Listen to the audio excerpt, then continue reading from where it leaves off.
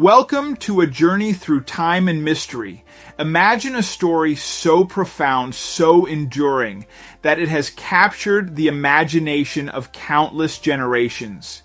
Today we delve into one of the most intriguing tales ever told, the legend of Noah's Ark. From ancient scriptures to modern-day expeditions, this narrative has sparked debates, inspired quests, and challenged beliefs. Could it be possible that centuries later, new evidence has emerged about what really happened?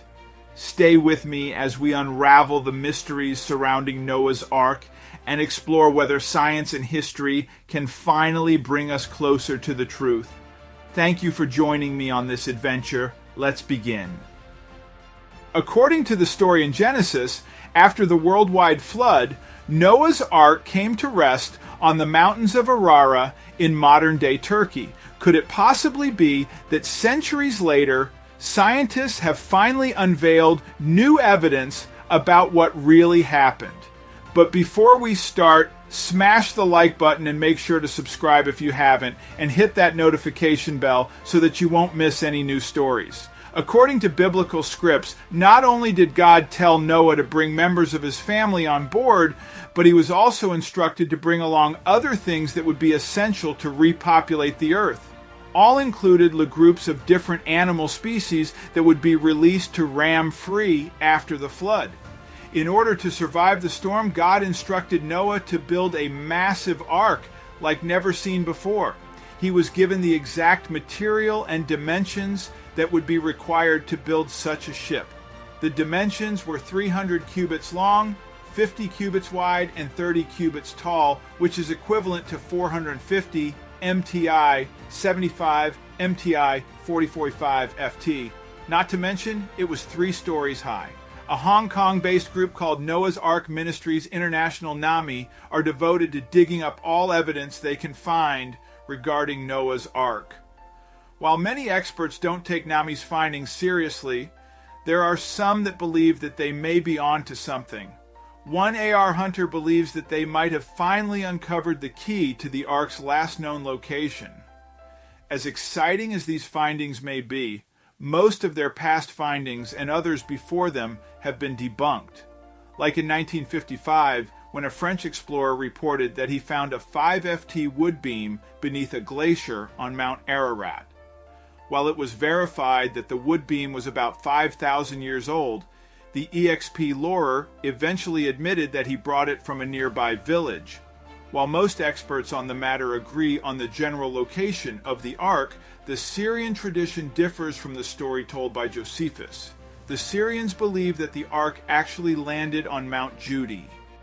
Why Cass, but Syrians believe the Ark actually landed on Mount Judy. In fact, early Christian and Islamic traditions call Mount Judy the place of descent, and Joseph has said that the Ark's remains were displayed at the place of descent by Armenians in the 1st century, about 60 mi southeast of Mount Ararat.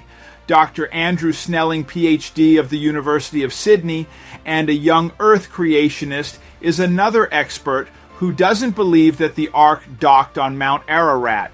Dr. Snelling says that it is very unlikely for it to have landed there, considering that Mount Ararat formed years after the flood. What did this masterpiece look like? Early theologians like Origen and Austin are believed to have a clearer idea of what Noah's Ark may have looked like. What Catholic theologian Ionso Tostada wrote an account in the 15th century describing every single detail about the Ark. And a century later, French mathematician Yann Espio aimed to lay out the Ark's dimensions, which many contemporary scholars subscribe to. Out of all the Mesopotamian flood stories, yes, there are a few. The one that stands out the most is the oldest one coined, the Syrian flood story, that dates back to 1600 BCE. The hero of this version is King Zutra, who builds a boat and tries to save the innocent after the gods decide to destroy the world. As you see, there's a strong resemblance to the story of Noah. Many wonder not only how, but why did these miraculous stories in the Bible take place? Place and philosophical questions of these biblical events have been hypothesized over the centuries. like why was the universe created? What is its purpose? And the same goes for the story of Noah. In a relatively recent excursion, Dr. Friedrich Paro had ascended Mount Ararat in 1829, over 500 years after Marco Polo recorded his sighting of the mountain. While Dr. Paro did not attempt to dig up the Ark, he did, however, document how the locals felt about the legend of Noah's Ark. All the Armenians are firmly persuaded that Noah's Ark remains to this very day on the top of Ararat, and that in order to preserve it, no human being is allowed to approach it, he said. Could it be true? As we mentioned before, NAMI Noah's Ark Ministries International believes that they found concrete evidence of the famous Ark on Mount Ararat in 2010. A group of Chinese and Turkish evangelicals claim to wouldn't have found wooden artifacts that are likely to be ruined from the Ark, which would confirm once and for all the location of the historic ship. And they found the breakthrough the world was looking for. Not long after, the French explorer Fernand Navarra admitted to fabricating his findings. A helicopter pilot, George Green, took a shot at unveiling the whereabouts of the Ark. Green claims that he could see the Ark from his helicopter right above Ararat and said it's fossilized in the side of a rock cliff about 13,000, 14,000 NFT above sea level. Apparently, his Skyview photos weren't convincing enough as he failed to gain investment for a proper expedition. From a theologian perspective, one of the most intriguing details about the legend is that it appears to be a microcosm of creation. There were 3 decks on the Ark, which may symbolize the 3 levels that Hebrews believe made up the world: the waters, the heaven's ends, and the earth. Another mystery surrounding Noah's Ark regards the exact materials used to build such a structure. According to the King James Version of the Bible, the Ark was made of gopher wood. However, since there are no trees that go by the name gopher today, it's hard to verify. The New International Version of the Bible uses the term cypress wood. Although it is commonly thought that Noah rescued 2 of each animal, the Bible states differently. In one passage, it says 7 pairs of every kind of clean animal and 1 pair of every kind of unclean animal, and later 7 pairs of every kind of bird. So if you do the math, it may have actually been 14 of each animal. Some experts believe that there were as many as 2.15 million sheep in the vessel. Naturally, most are skeptical about this outrageous number, considering Aldi on animals and humans needed enough space to sleep, eat, and just live during the time they spent on the ship. Other theorists speculate that the number of animals on the ship was closer to 16,000. At 16,854 FT, Mount Ararat is the tallest peak in Turkey. Do you know that it's actually a dormant volcano? For a flood of that magnitude to take over the globe, there should be even the slightest evidence of its occurrence in the water levels in the soil. In addition to the lack of geographical evidence, scientists question the flood myth because of a lack of DNA evidence as well. If Noah and his family were the only survivors of the flood, then technically we should be able to trace DNA genealogy back to this one family over 4,600 years ago, considering that they were the ones who were populated the earth. Brides with so many inconsistencies in the story of Noah, it seems like we may never find out where the real ark landed after the flood. But it seems like there will always be enthusiasts out there willing to spend their time and resources until they found out. The Geoscience Research Institute Greet Tri put on a symposium on Mount Ararat to further the discussion. Over 100 scientists and researchers came together to combine their knowledge of the ark, hoping to find an answer together. One of the most confusing conundrums about the biblical story is working out when exactly did it occur in the timeline. According to the story, God was fed up with the wickedness and corruption of the people that he decided to destroy the world, only sparing Noah, his family, and some animal species. Genesis states that Noah's Ark's final resting place to be the mountains of Ararat. So this leads many to believe that the Ark should be found in the place that bears the same name today. Not a far-fetched idea, the story of Noah and the Ark has high significance in Jewish, Christian, Islam, and Baha'i religions.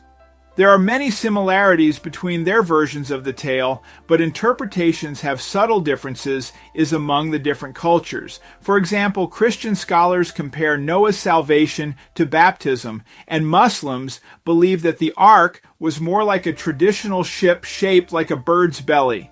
Baha'is, on the other hand, consider the story to be purely symbolic. In April 2010, Manfi Yun, a NAMI researcher, said that he and the search team had actually entered a wooden structure high on Arat and went on to describe the different spaces in the structure. The researcher also claims that carbon dating puts the wood at 4,800 years old. Could they be onto something? NAMI stood by their discovery. On Wing, Sheng, a filmmaker who works with the organization, said it's not 100% that it is Noah's Ark, but we think it is 99.9% that it is. Paul Zemansky, a Middle East specializing archaeologist of Stony Brook University, believes otherwise and sarcastically replied, "I don't know of any expedition that ever, when looking for the Orang Nut Inn, and find it.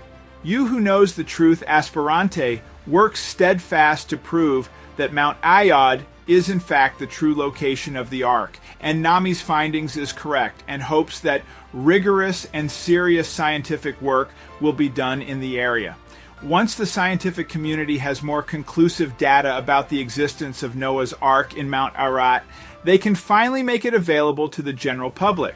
Although Esperon has yet to release his findings, he has begged the international community to invest in his research.